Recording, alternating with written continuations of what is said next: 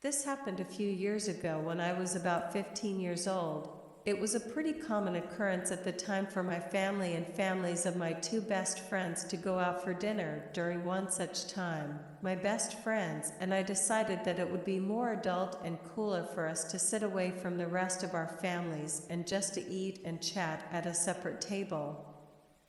We were a couple of young teens having a fun. That's when one of my friends, Jenny, whispered that a guy sitting at the table next to us seemed to be staring at me. I slightly turned my head and realized that he did seem to be looking my way, but brushed it off. I mean, we were at a restaurant. People looking around seemed normal and innocent enough. As the time progressed, my other friend, Gabby, also noticed the man staring at me, and we began to get a little more concerned. He had seemed to have finished his food a long time ago, but just continued to sit there, watching us, especially me.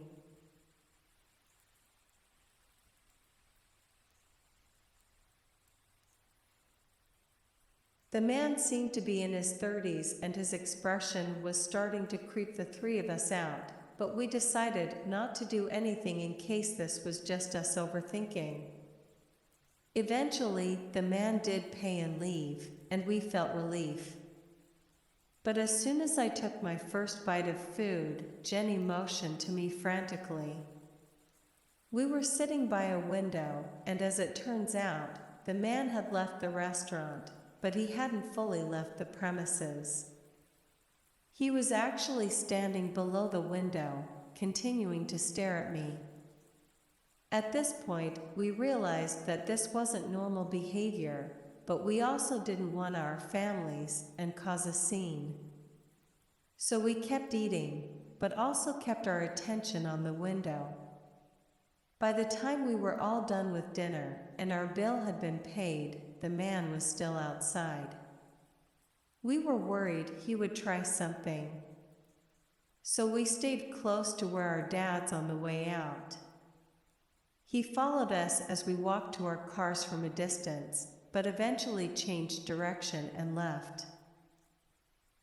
The whole ordeal was super creepy to us, but we let it go because, well, it was over, or so we thought. 3 months later, the three of us decided to visit the busy downtown area of our city, just for fun. We were standing on a street corner, trying to figure out where to go next, when I felt Gabby tapping my shoulder. At first, I didn't respond, but when she continued,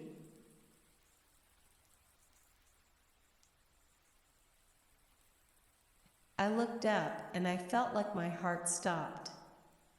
It was the same guy from the restaurant. The restaurant had been nowhere near where we were currently standing, yet somehow by sheer coincidence, we had ran into him again in a city of a huge population. The guy made eye contact with me, and I could tell that he recognized us. We immediately walked away as fast as we could, and he started to follow. But after a few minutes, eventually we did lose him. We tried to then continue with our plans and did end up having a good time, all things considered. However, just when we had decided to head back home, we ran into the guy and one of his friends. Again, this time we were really freaked out. He spotted us again, and this time him and his friend followed us.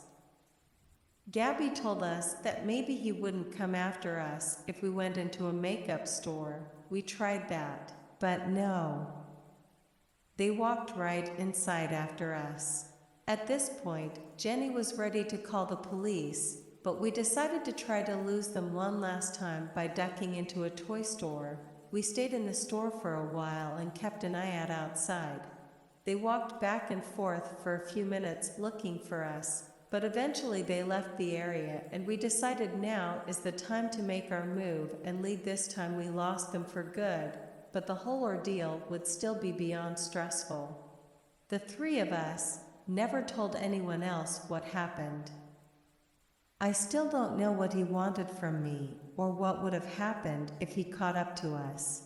But I'm glad I haven't seen the guy since all these years later. My friends and I think back to this incident and still think about how crazy the odds were to meet the same creep more than once in completely different random places. To the creep who stalked me and my friends.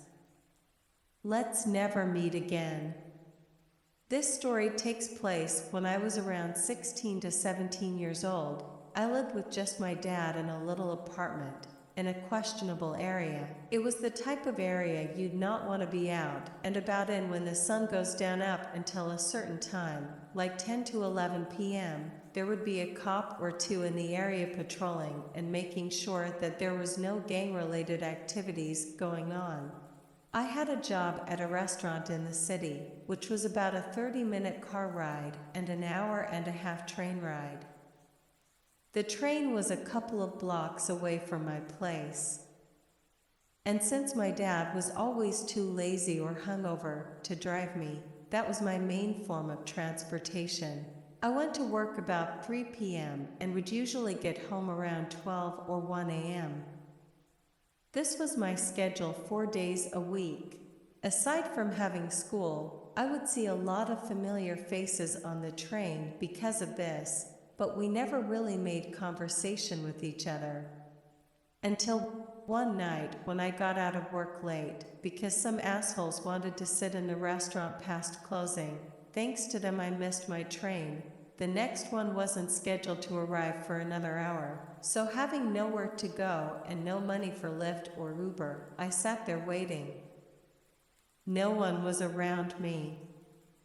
So when this older man showed up kind of staggering a bit, I assumed he was another drunk and homeless person in the city, trying to catch a train to sleep on. Something about his face gave me déjà vu. But I shrugged it off, thinking maybe I had just seen him on the train here and there. He made his way over to me, much to my discomfort, and started up a conversation.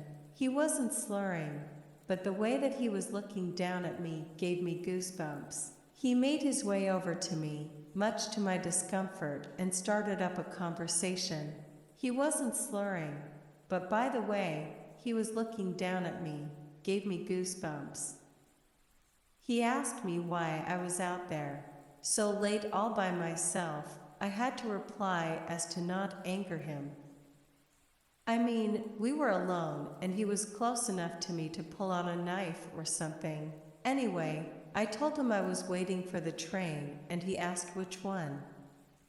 Now the train was color-coded with a strip at the top to indicate where it was going to north, southeast, or west areas. I took blue, but I lied and said that I took green. He looked at the schedule above the benches and saw that the green train was coming in 15 minutes. So he said that he'd keep me company for those extremely long 15 minutes. He asked me how long I'd been working at so-and-so restaurant. This made my blood run ice cold. I never told him where I worked. I just looked at him and very timidly answered for a year, and he laughed. He said, "Wow, it's already been a full year, huh?" At this point, my skin was itching out of anxiety, and as soon as the green train came, I knew that I had no choice but to take it. I said goodbye to him and thanked him for the chat, hoping that it would be the end of it. Nope. He suddenly told me that he took the green train too. So he followed me on and sat in the seat behind me.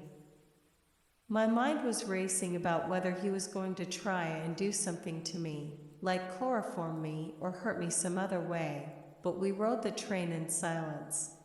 I was trying to figure out how he was going to lose him. There weren't that many people riding the train at that hour. Our car was empty.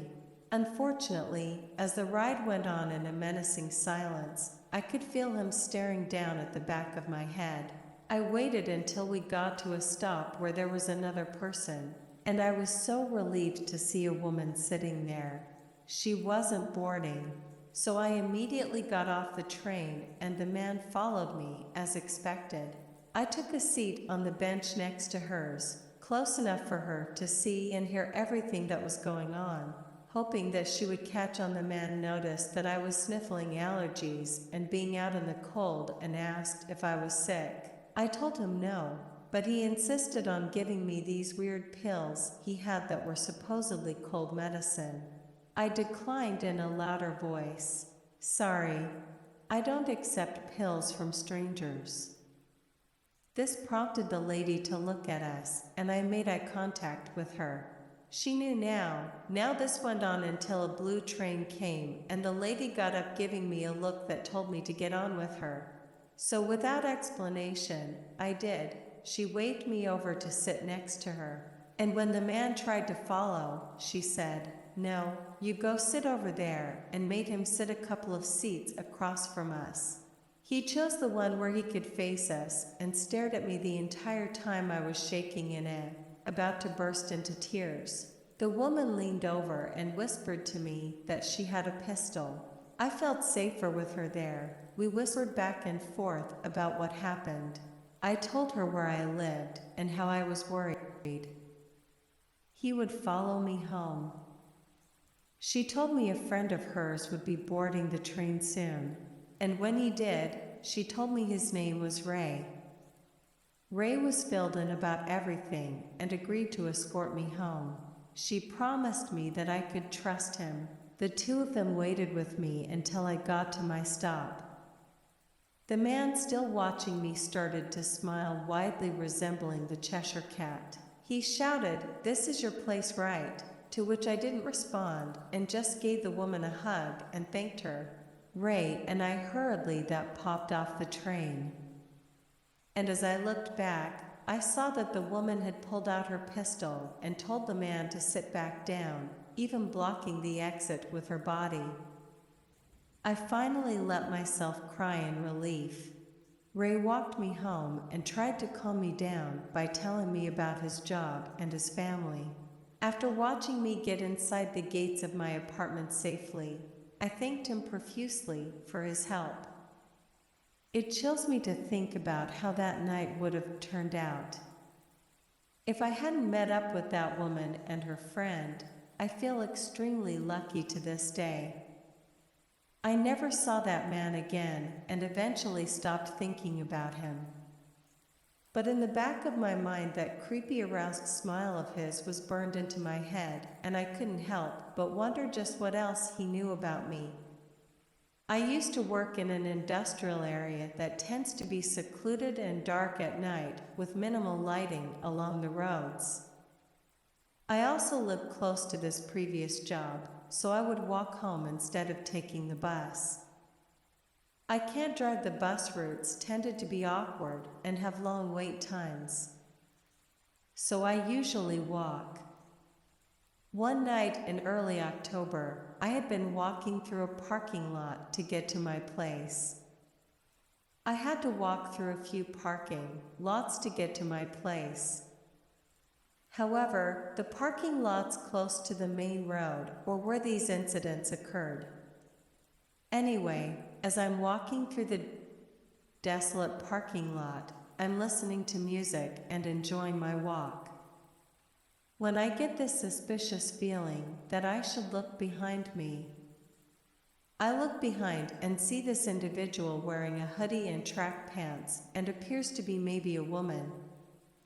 This person is pale and seems to be watching me after emerging from the bushes and trees she was hiding in. She picks up pace from behind me, but continues to walk horizontal to me. I ran across the main road, and when I looked back, I could see her standing next to the set of trees. She then realizes that I see her watching me and jumps behind a tree to hide. I go into some random apartments to hide from her and wait there for some time. I then left and went to my place.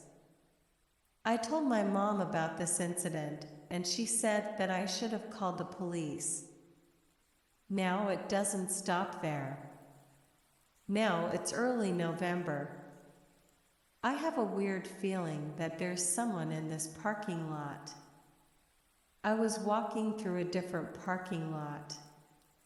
This time, as the previous parking lot had freaked me out because someone was watching me as I'm walking through this parking lot. The person wearing a hoodie emerges from hiding behind a parked trailer, talking on her phone. I'm now thoroughly freaked out and decide to pick up my pace and get to the main road as fast as possible without alerting this person that I feel threatened by them. As I'm getting ready to cross the road, this person decides to cross the road as well and watches me as I cross the road. I book it to the random apartment and hide there until I assume she's gone. Now, the last time this happened was mid-November, a week after the second incident. I'm walking through the same parking lot that I saw her in the second time. Dumb. I know. This time, she emerges from hiding behind the trailer and starts walking towards me. I decided to just run and get to the main road. I get across the main road and look back, and she's gone. I assume she must have been hiding behind the trailer, as there was no way that she could have gotten out of the parking lot. In that time, I decide to hide in the same apartment building as well. Now I have not seen her as it has been snowing, so it would be significantly hard to see her face. And it's too cold to wait out in the parking lot. I also no longer work there, so I no longer have to take that road to work. Now it could have been a man as they were pretty tall, but I thought I heard a voice when she was talking on her phone. And when I saw her the first time, I thought that she might have been a white female with dark hair. I've not gone to the police with this information, but I might. I doubt it would do anything, but my mom thinks it might.